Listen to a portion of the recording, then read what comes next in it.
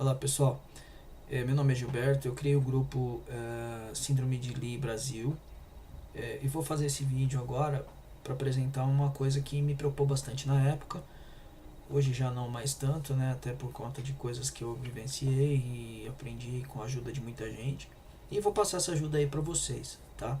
É a respeito da sonda PEG, aquela sonda gastroenteral, onde a criança recebe a alimentação pela barriguinha através de um tubo ou então aquela sonda menorzinha chamada a button. Tá? Eu vou mostrar algumas imagens, algumas informações aí que na verdade eu não tinha, eu adquiri ao longo do tempo e conversando com as pessoas me ajudando. Tá? Espero que seja útil aí para todos vocês, tá bem? Então, espero que vocês gostem.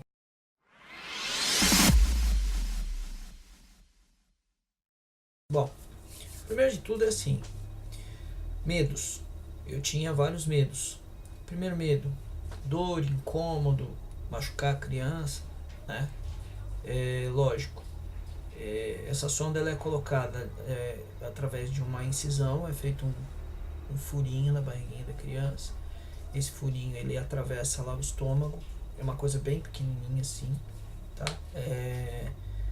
Óbvio que ela é anestesiada para isso, é um procedimento cirúrgico, através do endoscópio eles passam a sonda quando ela é PEG, aquela de mangueirinha, tá? Quando é button e balão é outro tipo e vocês vão ver isso ao longo do vídeo. Então, claro que a região fica sensível, afinal é feito um corte, né, na barriguinha da criança, mas isso cicatriza com o tempo e aquele incômodo vai diminuindo. Você pode passar uma medicaçãozinha para ir sarando, né? E ao longo do tempo aquilo vai melhorando, tá? Não há um sangramento absurdo, tá? Lógico que é um sangramentozinho normal, mas nada terrível. Segunda coisa que eu fiquei com muito medo é o risco de contaminação. Existe, claro, o risco de contaminação porque quando a criança come pela boca, as enzimas, a saliva, a própria acidez da saliva mata uma porção de bactérias. E quando ela passa a se alimentar pela sonda PEG, o alimento vai diretamente para o estômago. Então há que se ter um cuidado muito grande, principalmente quando você vai produzir a dieta. A dieta feita em casa tem que ter um cuidado com higiene todo especial. E sempre, claro, manusear a sonda, fazer higiene, colocar lá a alimentação, lavar as mãos, né? Então é muito importante isso. Outra coisa que eu tinha muito medo também era com relação a enjoo, vômito. Isso aí com a Ana foi bem complicado. Ela sofreu bastante no começo por conta da gente não saber a dosagem certa. Então, insistam com o especialista que está atendendo vocês para a questão de quantidade, a orientação no manuseio e tal, porque nós não fomos muito bem orientados e a Ana acabou sofrendo alguns desconfortos aí, algumas coisas de enjoo e etc por conta da nossa desinformação, tá? Então é isso que eu queria falar. É mais tranquilo do que a gente imagina. É lógico que a gente fica apavorado, né? Eu imaginava uma coisa monstruosa, assim, muito ruim, muito desconfortável e tudo, mas dá pra levar e ao longo do vídeo vocês vão ver o porquê aí, tá bom? Então eu quero tranquilizar vocês, caso a criança de vocês tenha que usar a sonda, e passar umas informações que eu acho que vão ser bem importantes aí, tudo bem? Beleza, pessoal?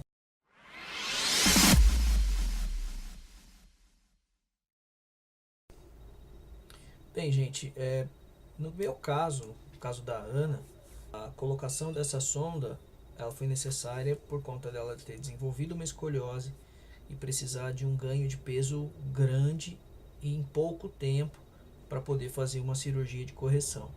Mas tem vários outros casos em que a pessoa pode precisar colocar a sonda. Um dos casos é quando a criança opera e precisa fazer uma recuperação rápida, reposição de peso também rápido por conta da recuperação de uma cirurgia grande. Isso os médicos também às vezes incluem isso, né? Às vezes eles decidem colocar a sonda por conta desse motivo. Mas nem sempre é sonda de gastrostomia. Às vezes é sonda enteral, aquela que vai pelo nariz lá e cai no estômago. tá? A dieta é a mesma, mas a sonda é diferente. No caso de algumas crianças de que têm deficiência, às vezes elas podem ter disfagia. Disfagia é dificuldade ou impossibilidade de deglutir.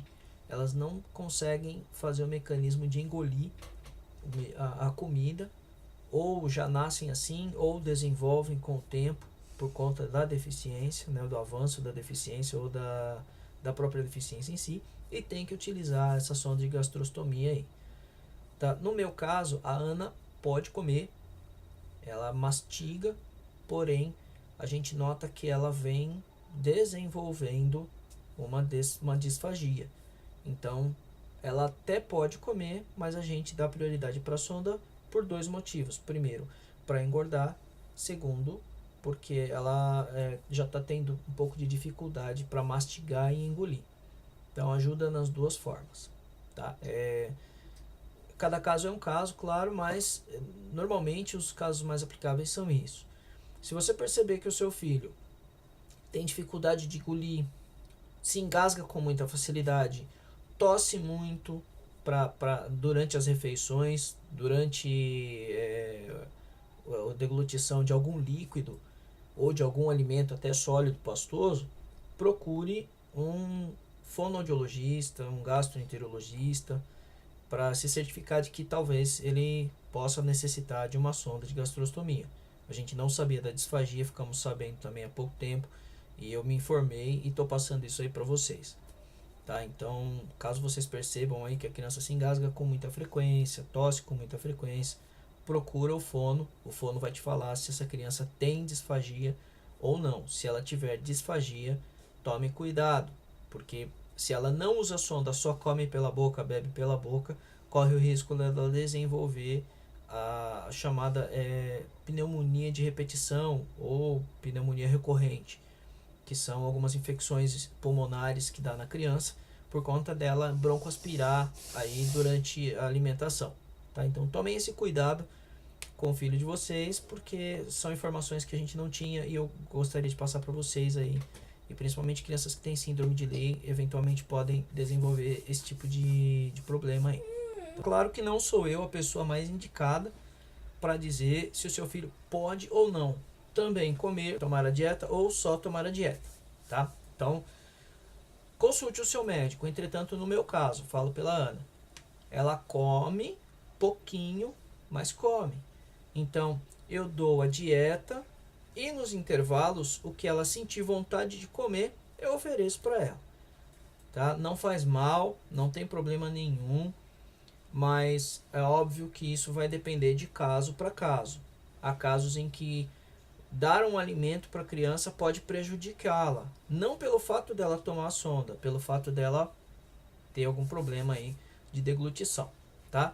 Então, no meu caso, pode tomar a sonda e comer, porque ela ainda engole e tal, determinados alimentos não causam problema.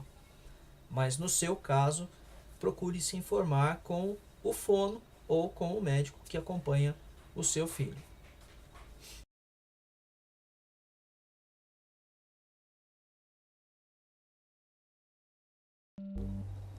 Sonda PEG. A sonda PEG é um tipo de dispositivo que permite que a alimentação seja inserida diretamente no estômago da pessoa. Com essa sonda, o paciente recebe uma dieta que pode ser feita em casa ou pode ser comprada e industrializada. Existem alguns tipos diferentes de sonda. A sonda PEG é uma que possui uma mangueirinha e essa mangueirinha fica exposta, aonde você conecta um equipamento chamado equipo, uma mangueirinha que injeta esse líquido que vai gotejando lentamente e vai caindo devagarinho no estômago da criança. Para colocar a sonda PEG é necessário o uso de endoscópio e o médico que faz isso é um gastroenterologista. Por ser um procedimento cirúrgico, apesar de simples, requer internação e anestesia local, mas a criança ou pessoa, dependendo de sua condição física e deficiência ou quadro clínico, pode necessitar de sedação, pois precisa permanecer imóvel durante o procedimento.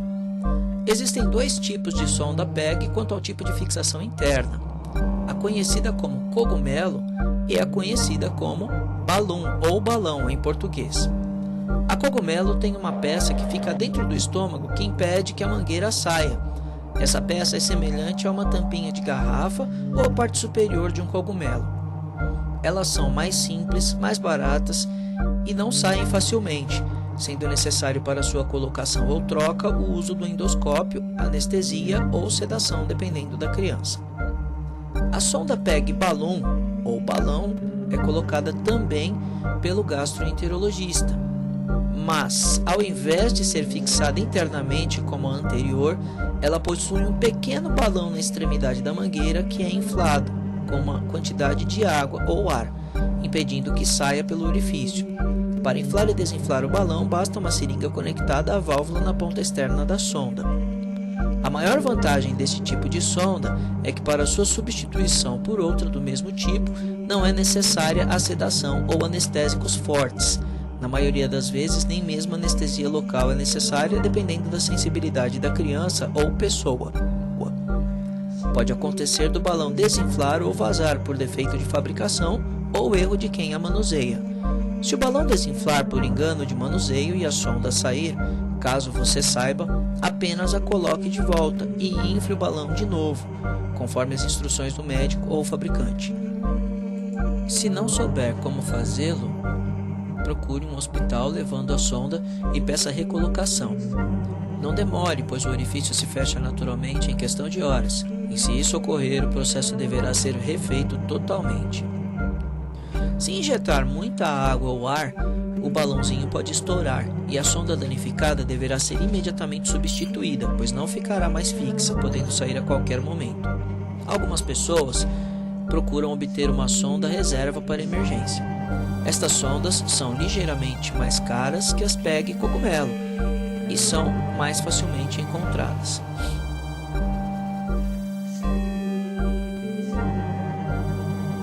Existe também outro tipo de sonda que é chamada de sonda McKee, mais conhecida como button ou bottom. Ela tem esse nome por não possuir uma mangueira externa, mas apenas um orifício onde se encaixa um bico injetor projetado para encaixar o equipe por onde flui a dieta. Esta sonda é mais discreta e reduz o risco de danos, pois fica mais rente ao abdômen que a de mangueira. Quanto à sua fixação interna, também pode ser de cogumelo ou balão.